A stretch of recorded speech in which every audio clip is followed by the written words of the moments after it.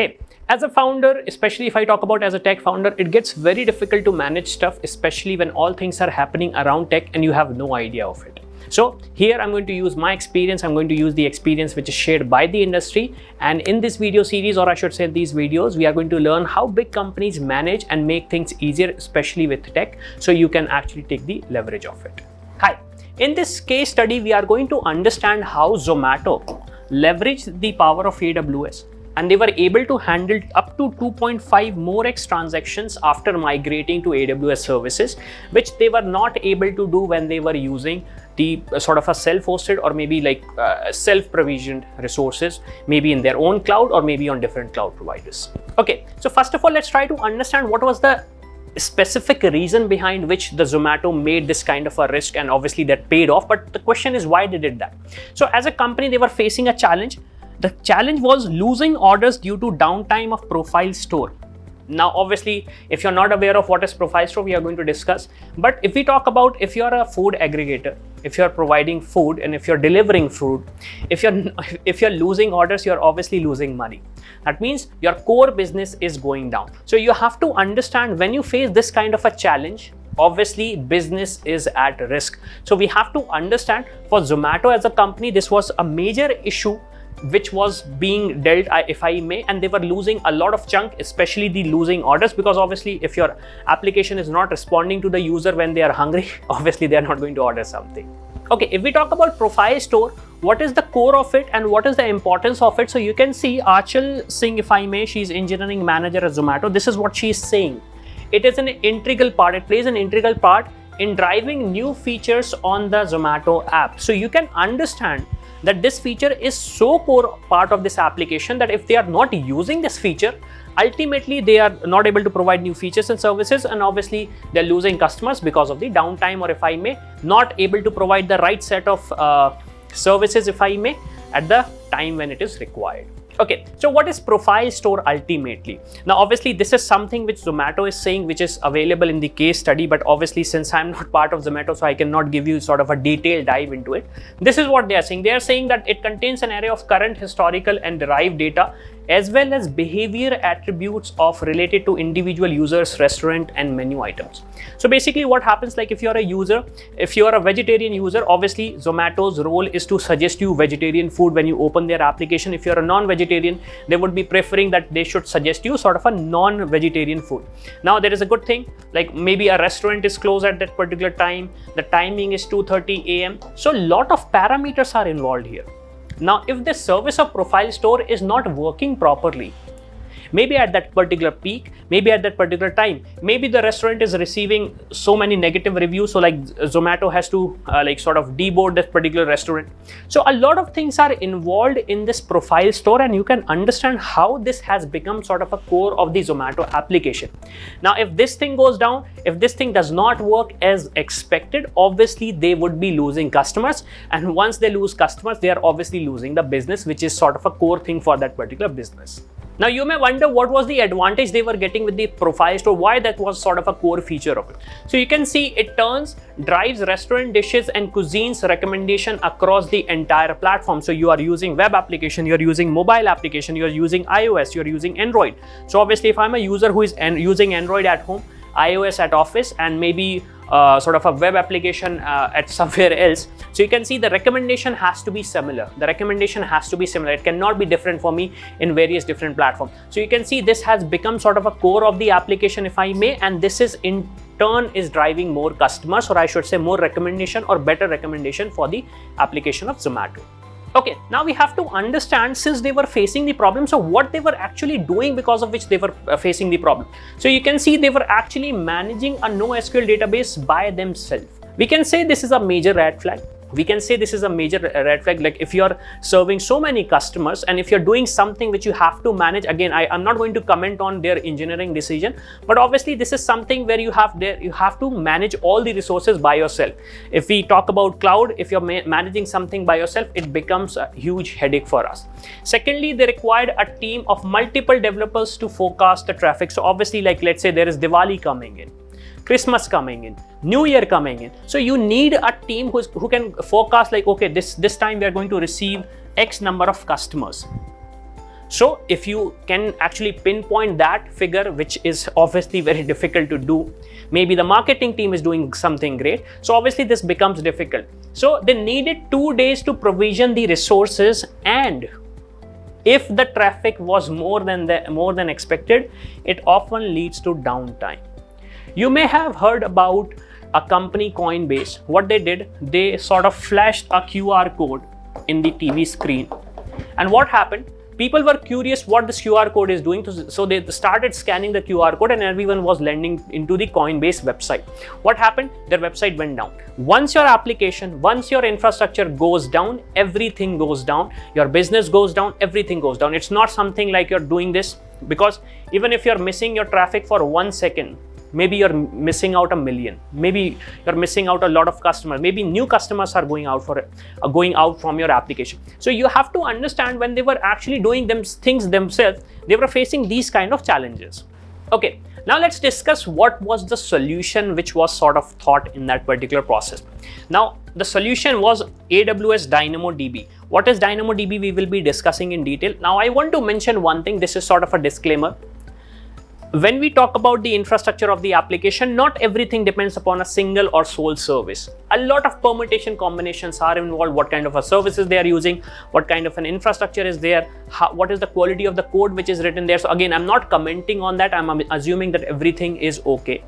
What I'm discussing is how they leveraged, when they were managing a NoSQL database by themselves, to leveraging the power of Aws Dynamodb, which in short is a fully managed service by AWS.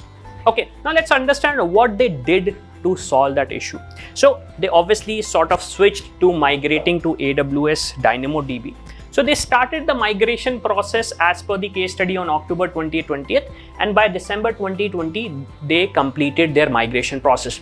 Now I want to mention one thing. If you are a new startup right now, or maybe if you are a company, or maybe you are a CTO at some place, they did not go all in. They started with a pilot.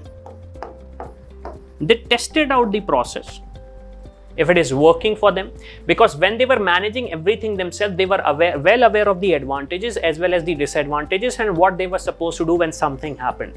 Now, when you're moving to a totally different environment or infrastructure, be it cloud or be it anything, you're totally unaware of the unexpected things. So what they did, this is something which we should understand, and we should also do that, or I should say, as a startup, you should be leveraging it. Start with a pilot. Because obviously, whatever new services you're implementing in your infrastructure, or I should say in your application, you have to test them, because if you're not testing them, it is going to get very difficult for you. Okay, so once the migration process was complete, what was happening after that? So first of all, they were able to handle 2.5 times more traffic without extensive pre-planning or downtime.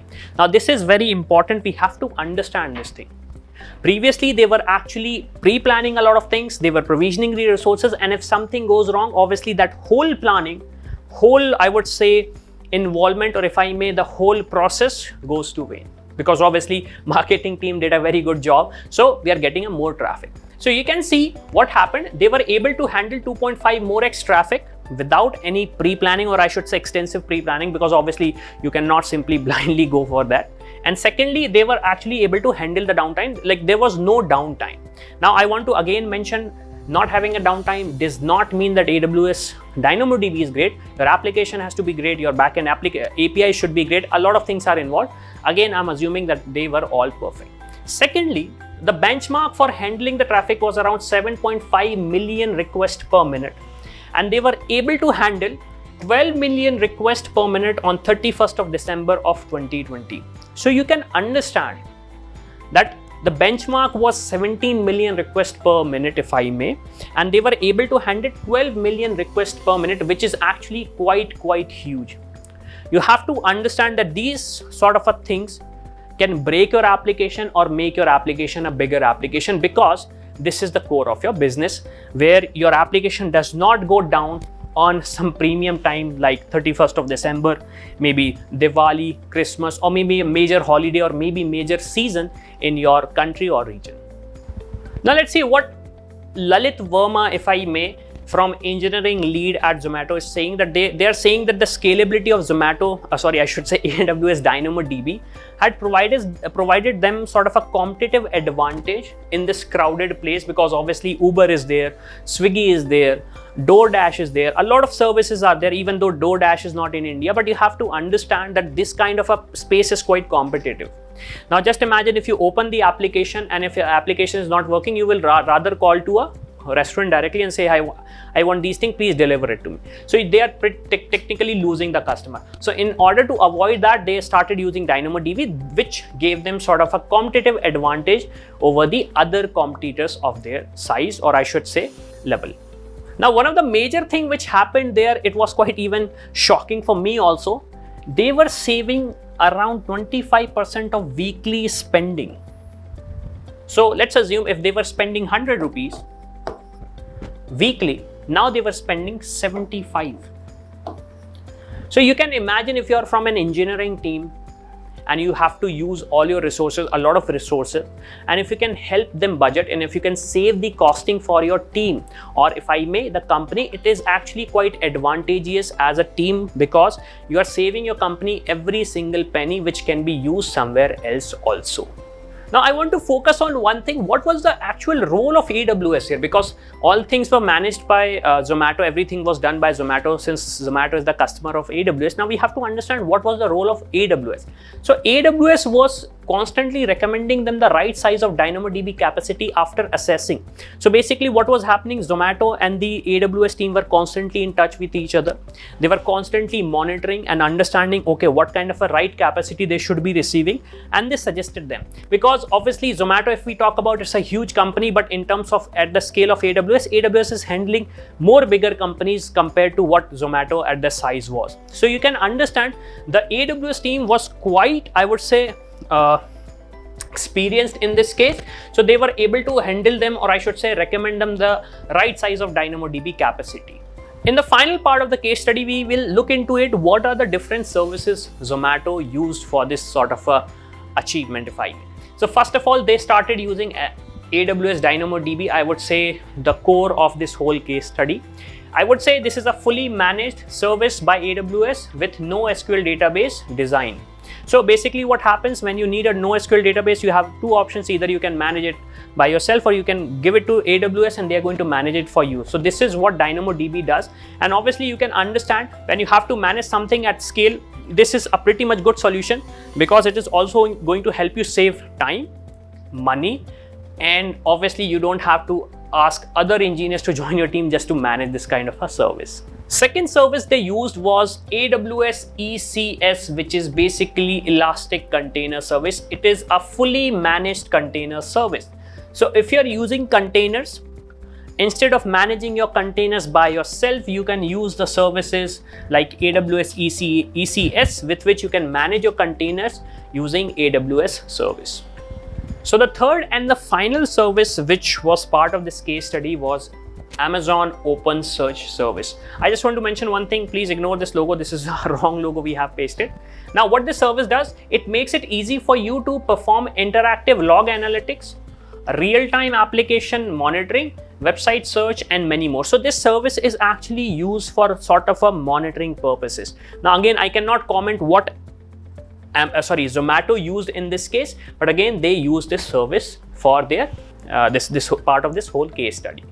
So that is it with this case study. If you want to read further, because I have just summarized the case study, you can actually go to this particular URL where you can find all details related to this particular case study. And obviously, if you have some questions related to it, put them in the comment section. We would be answering your queries in whatever way. So this is about the case study. In case if you want to read further, if you want to read it from officially from Amazon, you can actually go to this particular URL and you can start studying from there, and you can get the more idea about it. I would say I have pretty much summed the case study, but in case if you have questions related to it, if you have some confusion related to it, obviously I'm waiting for your comments so that I can answer your queries.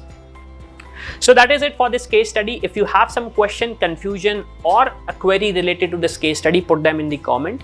The whole goal of these case study is to actually help your team manage the infrastructure quite easily, because I understand when you have a small size company, it gets very difficult to get the overview of it. And since we usually don't get that kind of a help, because obviously the infrastructure is huge, or maybe the requirement is very different, or it's dynamic. So our goal is to actually help you. And in case if you need our consulting help, obviously reach us out so that someone from our team can guide you what you're supposed to do with your infrastructure. So that's it for the video. In case if you have a question, obviously comment section is the right place for you. We will make sure that your answer is answered, or I should say the question is answered. And if you have a career related doubt, you're not sure what is the right path for you, or if you're looking for a specialized training, in that case, there is a link which is given in the description of this video. Put down your details and someone from our team will reach you and assist you with your career doubts so that your career growth is not halted.